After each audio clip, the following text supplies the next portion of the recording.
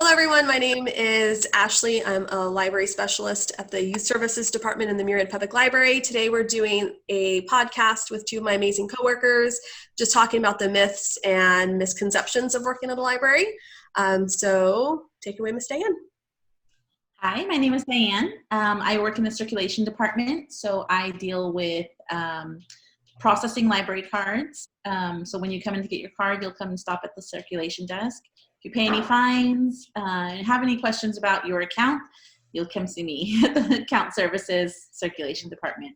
So we deal with the checking in, checking out of materials. Hi, I'm Agnes. I am the supervising librarian for adult and teen services, and I normally work at the adult reference desk. I am here to answer questions, do programs for adults with special needs, and also teen programs for the library. And we are here to talk about the myths about our library.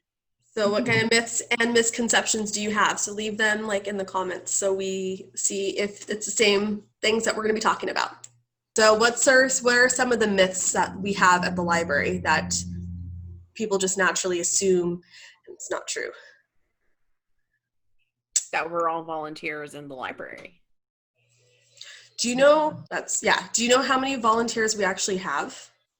But I know for story time we have 5 volunteers in the story room up at a time, between 1 and 5.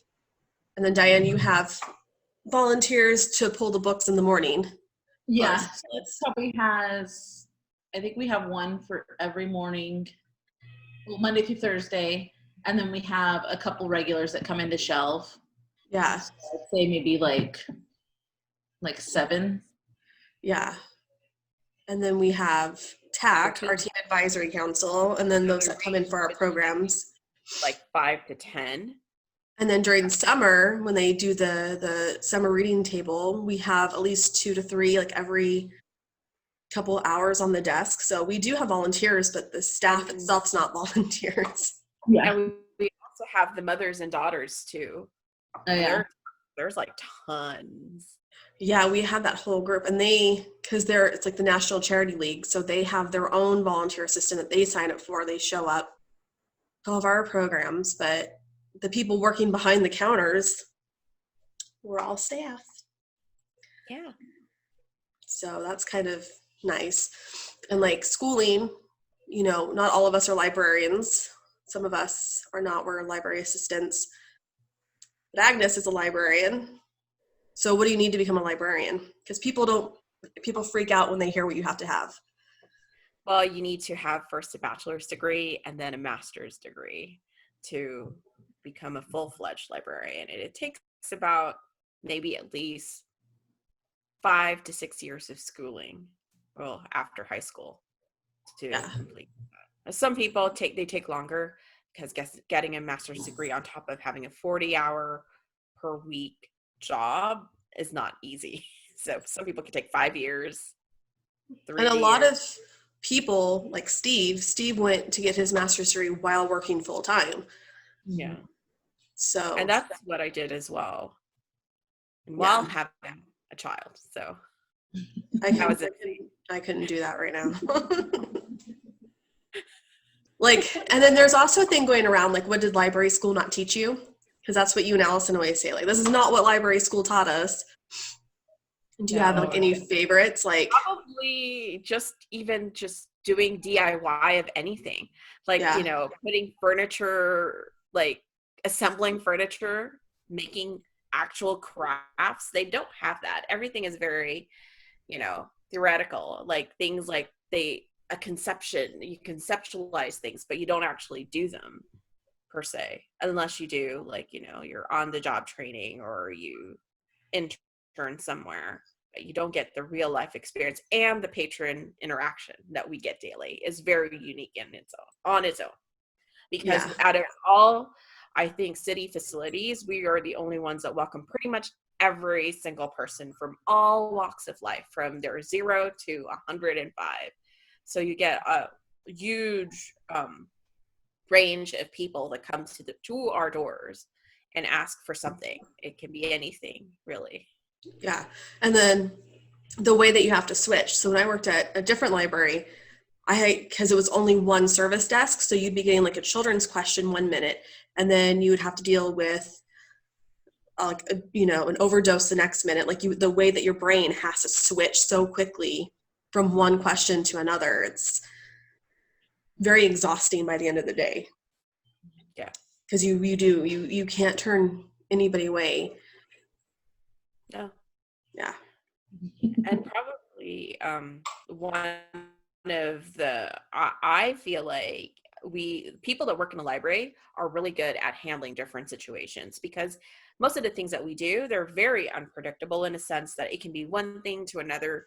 It can be a mom with a child with special needs. It can be a person that's drunk in the library. It can be a person that's just having a bad day.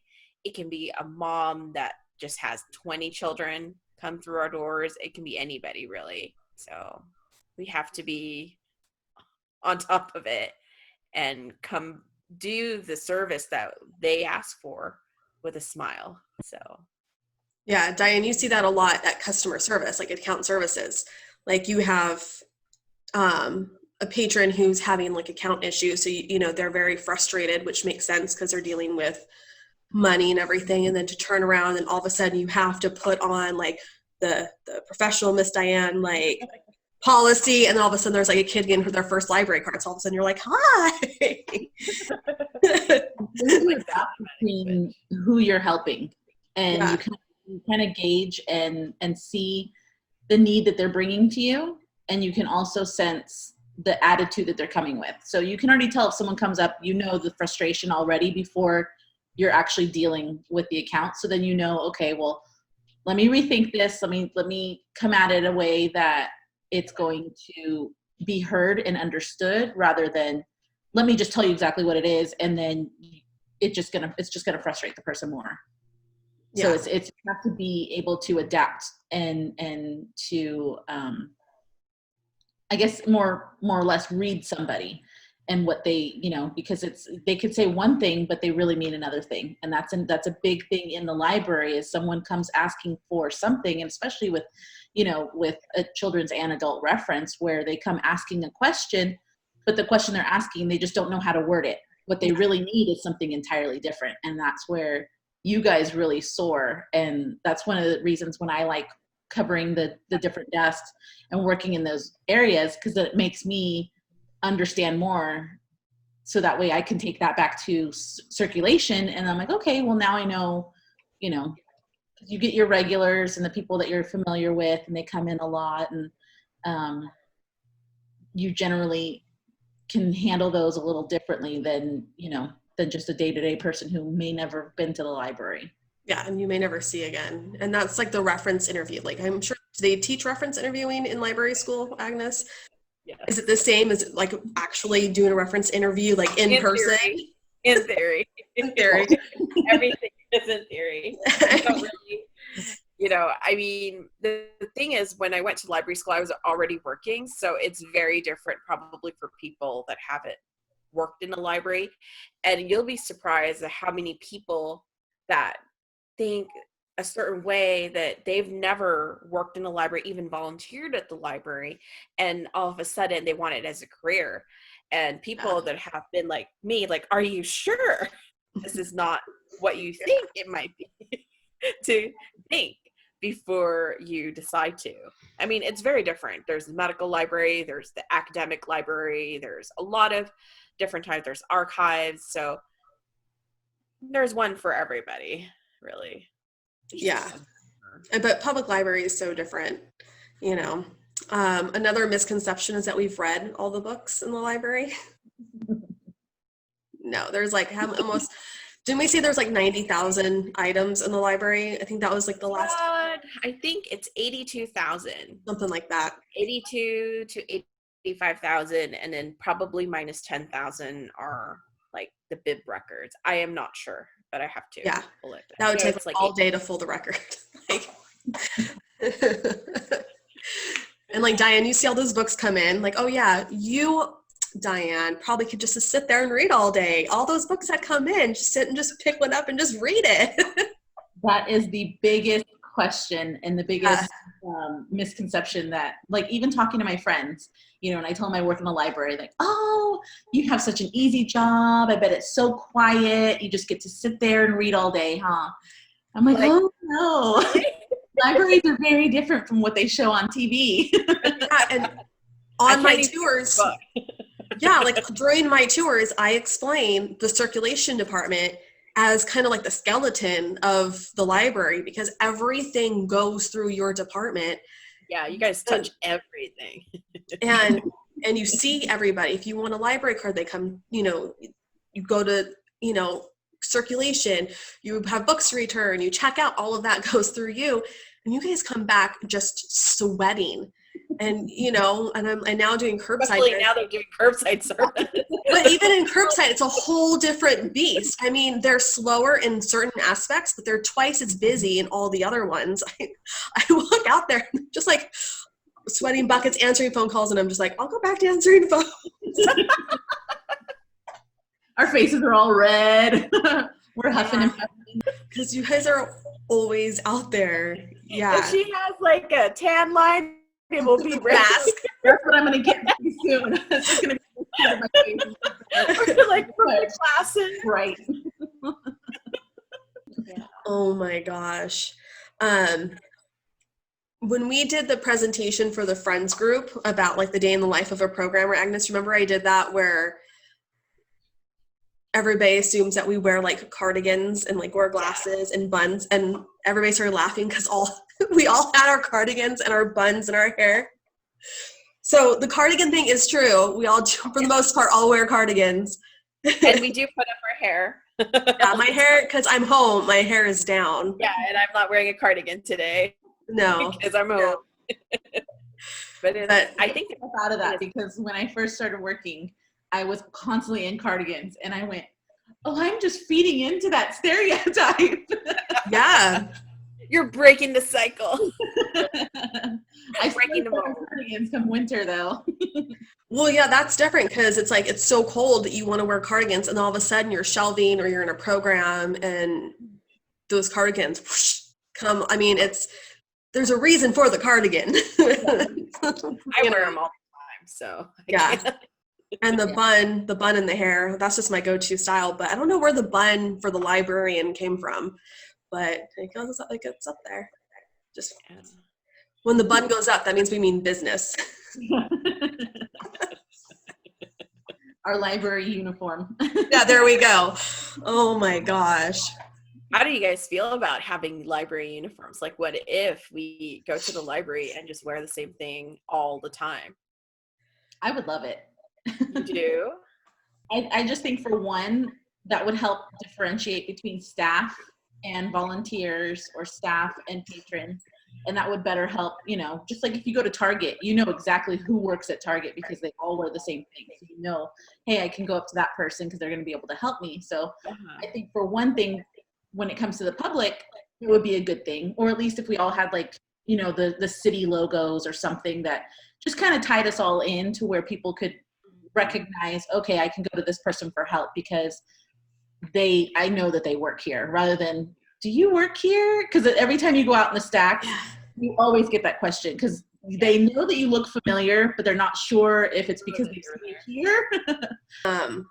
I would like the city logo, like a nice shirt that, with the city logo, with the Murrieta Library on there.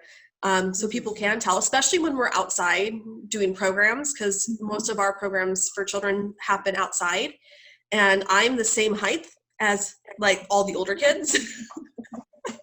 So it would be nice to like, and if you're not a regular, you don't know. And I have my phone in my hand because I'm taking like a live video. So I look like I'm a mom or like a high school. Well, maybe I don't look like a high school student, but like I'm the same height. So it's like people kind of overlook and they go to somebody else. So it would be nice to have that. Mm-hmm. I think another misconception is that we ask people to pay for things that we offer to the public. Sometimes for programs to say, do I have to, when they do signups, do I have to pay for anything? No, everything that the library offers is free. And the only time you pay is, number one, you damage or lost a book, or any late fees, or you're getting a replacement card, or you're printing. But everything else, from our take-home kits to our family programs to story times, any of the things that we offer are free. So. Yeah. And the friends of the Murrieta Library pay for all of our programs and a lot of our collections. So, and our programs are pretty popular. So, and it's because you don't have to pay. Yeah. And it touches a lot of like different interests. Yeah. You know, there's always some for kids, there's some for adults, there's some for teens. There's a lot more that, you know, we offer variety. Yeah. And of course it's free. That's the main thing. I think that's what draws them. That's what I like. Because I had a lot of misconceptions coming into the library because I had a recreation background, like a Parks and Rec background. And when I found out we didn't charge for our stuff, I was like, what? Like, maybe you guys should. Like, I had no concept of why we don't charge. And that's because we are a free space. That's what we're there. We're there to make sure we're there to make sure everybody has access. And with the last recession, I saw that because in the last recession, I had a lot of my story time numbers grew for attending, and a lot of the parents were saying, like, we can't afford preschool. This is their only preschool. I'm like, I'm not a preschool teacher. Like, I don't know. So I ended up like calling my kindergarten friends and be like, what do I need to teach them? Because I became the teacher and we didn't charge. So it was available for everybody. And it's a time for parents of at least 30 minutes to offer variety to their kids. You know, like if you're just at home with them, doing what you can do or doing the fun things that you do with your kids, but sometimes your kids need someone else to break. What about libraries are going extinct? We don't need libraries. This makes me so sad every time I hear people say that. Yeah. I think it's a lot has to do with, again, it's the stereotype of what libraries are. Nobody reads books anymore. We have Kindles, we have everything's online. You can find anything you need. But then you have to realize there's that big population, and it is a big population that don't have access to internet because they can't afford it, or maybe they live in a rural area where it's not available. Or, you know, for our senior citizens, they just, you know, they didn't, you know, we grew up in a, you know, the day and age now, everything's technology, but you have to realize you have that older generation who did not grow up with that, who have trouble even booting up a computer and turning it on. And simply it's easier for them to go to someone else and get help. And not only do the libraries offer all of that, but they are the ones also who can help you learn. Okay, you don't know how to do this? Let me find something that's also, I'll help you, but I can also show you how you can learn, and I can do this for you. It's not just, oh yeah, let me do it for you and then, you know, send them on their way. You know, it's one of the things that I think is very, that I love when someone comes into the library, is because not only were we just going to show them how to find what they need to find, but then we'll show them more. And it's something that keeps them coming back because, oh, hey, you know, I can't figure this out. You know what? I remember I went to the library and they helped me and they showed me something else that was really cool. And so now I can do this. And it's just this constant little cycle. And that's one of the things that it makes me so sad when people just think, oh yeah, you know, books are going out of print and this and that. And a lot of people, especially now, with everything going on, we've heard so many people say, I simply can't afford to buy books all the time because I am a voracious reader and I love to read and I have to always have something on hand. And I tried it for a little while and it got so expensive, I couldn't do it anymore. So being without the book, so when we started curbside and they found out, people were so excited because they were like, oh my gosh, I can read again. I haven't known what to do with my time. I'm getting bored. I'm reading the same books over and over. And a lot of them have said they prefer to have a book in hand. They want to feel the pages. They want to turn the page, hold the book, smell the pages. It's something that's very tangible, you know, where you don't get that with reading online or, you know, I mean, audiobooks are great too. And that's another thing that people love to enjoy on their commute to work. There's a lot of travelers, a lot of people who are commuting either direction. And that's something that's a big thing to them. So I feel like we have so much to offer. It's just the outside of the library community, a lot of people don't understand what the library is and what it has. I think that's what it comes down to. It's because you see it a lot on like the Facebook groups and everything when something brings up about the library. You know, it's libraries are extinct. We have a library. Oh, well, we have free little libraries throughout the community, which is great. But libraries are the only free place you can actually go to when we're open. And, you know, you can go and take classes at the Parks and Recreation Department, which have amazing classes. You know, we need our first responders. Those are very important. But when it comes down to it, the library, it doesn't matter who you are. You can walk into the library and it's your library. We're the keepers of the books, but they're not our books. They're not our resources. They're the communities. Everyone's books. And that little card opens you up to so much more than what you're capable of. I don't know. So, I mean, libraries, and we see it in every recession. Every time there's a recession, our numbers go up, but our budget's not like our budget, but libraries in general throughout the country, their budgets are cut first, but their numbers will continue to go up, and they would still provide the same service. Yeah, and I think that most people that use the libraries either have, well, the ones that have consistently used it have grown up going to libraries, number one. Mm-hmm. Number two, some of them are in a certain place in their lives that they might need to go to the library. For example, people with kids that are either young that need to do story time, people with kids that have homework, people with kids that need last minute book for their project that's due tomorrow.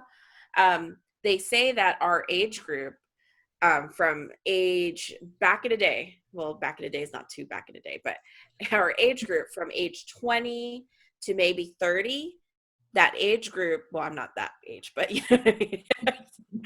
20 to 30, that they stop visiting the library, and then eventually come back once they have kids or they're older. But I think if you look at the trend right now, even the millennials, even the young ones, I forgot what generation it is for the new generation, is that they are now utilizing the library, because I feel like we're trending. I don't know about you, but, you know, with this one, we are offering things, online resources that, you know, other places can't do. Most people that used to buy, there was a time that all the ebooks were the rage. Everybody was buying their own ebook, downloading them, but now they've gone back and gone to Overdrive, to RB Digital to listen to their audiobooks. So they're trying to find ways to do things or to listen, to read for free rather than paying for it, because eventually those things add up and stack up, and you know, the more you use the library, the more funding we get. So we ask everybody that whoever has the time to listen to, please use your local library. It helps with our stats, it helps with our budget, and it also makes us feel good that you actually want to come to our library and use our services. Well, right now you can't come inside, but visit our website, our social media page, do curbside, and see Miss Dyan. Yeah. I know we can pull up. It's not like a thing. I guess we'll figure out who watches this, because I'm going to tell people we can actually look up on your library account and see how much you saved. Yeah. So because we did that with a Storytime mom when we figured it out. And we told her, I think she saved over $10,000 since using her card for like 4 or 5 years. That's how much money she saved instead of going out and buying books. And she told her husband, and her husband's like mouth just dropped. And we're like, yeah, you saved thousands of dollars by using the library. Yep. And she's like, you make fun of me for coming to the library and getting all these books. See, I can be paying full price. Look how much money I'm saving you. And he was like, I can't believe it. So you do save money. And it's free. Your library card's free. Yeah. Library card is free. We're friendly. We're happy to see you. Excited to see everybody. I'm probably, you know, I'm having people withdrawal. So when I see people, hi. Yeah, I love, like, I love it when we are out like at Target or somewhere and they recognize me and they call me Miss Ashley. But I love it because they call my husband Mr. Ashley. They go, "That's Mr. Ashley." Or like they'll walk up to my kid, because my daughter used to do story time when she was little, and they would like, "I know you don't know me, but we know your daughter, we know your wife," and he's just like, "Okay." And so you make friends too, so it's really important. Yeah. I think libraries are there for people to make connection, and also to be part of a community, because a library is a community. Out of all city services, I feel like we are the most visible, we are the most accessible, and we are definitely the free one. Right? Yeah, it's your library. You come in, you use our doors when we're open. Yeah. About average between 800 to 100 people a day. You don't see it, you don't notice it, but it's there. Yeah.